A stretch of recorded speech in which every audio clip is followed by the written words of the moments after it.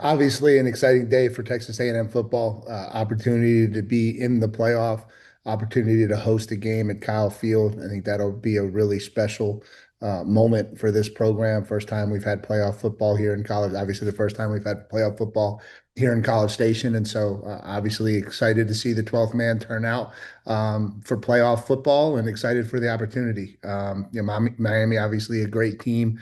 A team that I've got some familiarity with from my time at Duke. And I think Mario's done a phenomenal job with that program, building the talent level, and certainly one of the more talented teams in the country, and certainly going to be hungry to prove that the committee got it right by putting them in. And so it's going to be a huge challenge for our program, but certainly excited for the opportunity. All right, if you wouldn't mind, if you have a question for Coach, please use the raise hand function and I will call on you.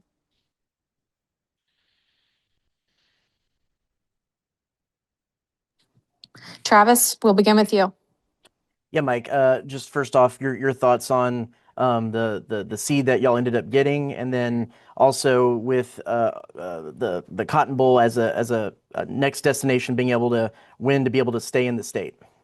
Really focused more on Miami. 7 is kind of their decision, and so great. Not really paying much attention about the next one. Yeah, really just kind of focused on the opportunity to play Miami.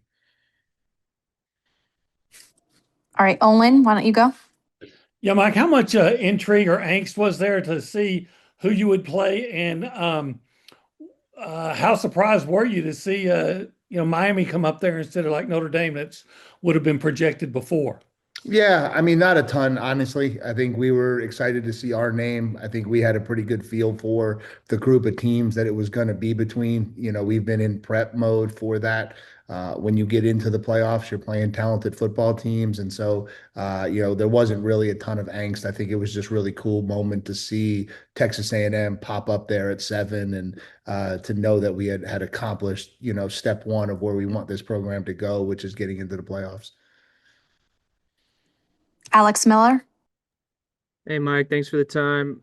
I know it's fresh, but what do you know about this Miami team from what you know about them right now, and just in general, what do you know? What characteristics maybe would you use to describe a Mario Cristobal team as someone who's played his teams before? Yeah, not a ton on this one, obviously. Just kind of started prep work and starting to dive into it fully. I think in terms of what you expect from them, they're extremely talented. They're going to be really long and athletic on defense. They're going to have a D line that's getting after the quarterback. I think you've seen that in just crossover highlights of watching over the years, and certainly got a chance to see them early in the year when we played Notre Dame. Offensively, they're going to be extremely physical. He's going to pride himself on how well the offensive line plays. And they got, some talented skill players. The little freshman slot they got is an elite skill player, and a really talented quarterback that certainly is familiar with SEC football. Carter, we'll go to you next. Yeah, Mike, I was just curious, the familiarity that you have being at Duke, playing them and everything, and then also A&M playing them twice and still having some players from those rosters. How much do you think that will help? And is there some familiarity there that might be able to help you guys when it comes to preparation?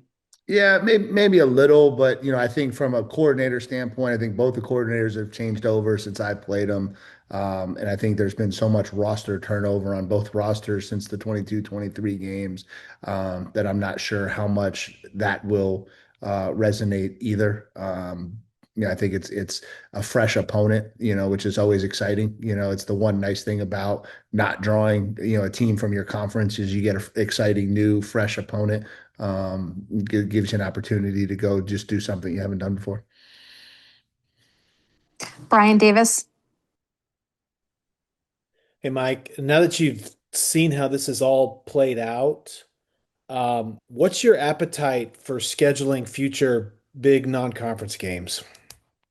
I think that there's a lot of conversations that are going to need to be had this offseason. I think, I think, and it's no different than anything I've said to this point. I think there needs to be some clarity on what metrics we're using. And I think that, the number one goal is to create the best opportunity for your program to get into the playoffs. And the best thing that the SEC should be doing is trying to create opportunities for the most teams to get in the playoffs. And so I think that's something that we're going to have a lot of conversations about.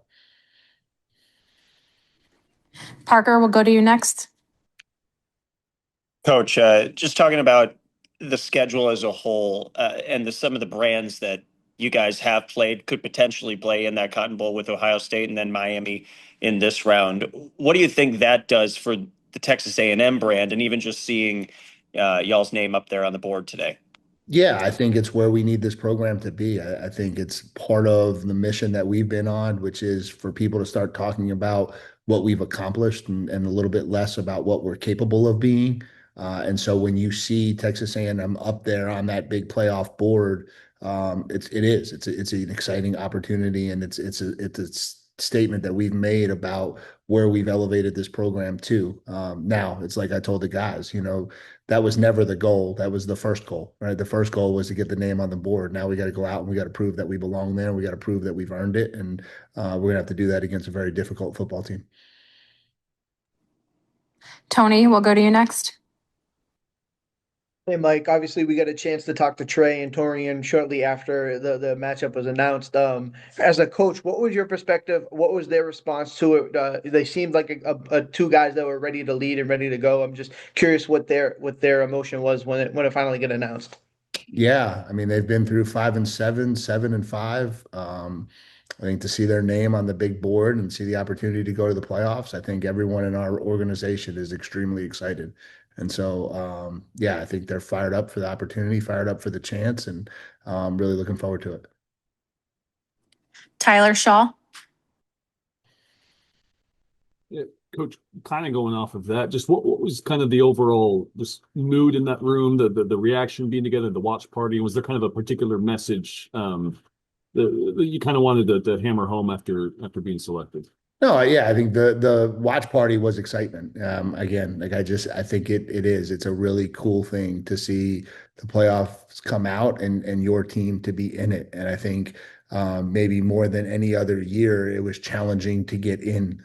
There's a lot of good teams that did not get in this year. And so we made a really, really difficult field to qualify for. And so I think that was the initial watch party. And then, we immediately transitioned over into the team room and started talking about prep and talking about, again, the goal isn't to get your name on a board. The goal is to advance, and the goal is to compete for the championship. And, that's going to be one game at a time, starting with Miami coming here on December 20th. Jesus, we'll go over to you. Coach Elko, when you took the job, obviously this was your goal, but are you there quicker than you expected, or is this the timeline you expected? And how excited are you to continue to build towards finishing, as you guys have said all year? Yeah, probably not. Probably don't get in timelines. I think timelines are really scary. I think obviously you hope to do it as fast as you possibly can so that you can get belief and validation in what your program's about and what you're building. Again, though, that's got to continue to get made, right? And so making it was the first step. Now we've got to go out and we've got to continue to go play good football, and we're going to have an opportunity to do that. And that's a really cool, unique opportunity for us. Thank you, Coach. Aiden Hunter. Howdy, Coach. Howdy. So, do you believe that a lot of things are going to change behind the scenes now, going from weeks and weeks of SEC opponents? You've talked a lot in the conferences about being a team in the SEC and the physicality that it requires. Is any of that really going to change for y'all, or is there going to be a different approach going now to an ACC opponent and now this national outlook? No, I think that the teams that qualify from the other conference have the makeup of SEC teams. I think when you have that SEC conversation, I think you're talking more about week in and week out, top to bottom, 1-16. I don't think there's any doubt that any of the teams, Miami in particular, would have been extremely successful playing in the SEC this year. Miami's an extremely talented team. They've got a ton of NFL draft picks on that roster, probably as many as anyone we've seen, and maybe as many as anyone in this conference this year. And so I think when you get down to this part of it, I think you've got the best of the best from around the country. And I think each one of those teams is certainly going to be capable of going on and winning this thing. Mark Passwaters, we'll go to you.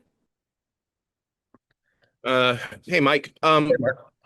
Question about how you approach this.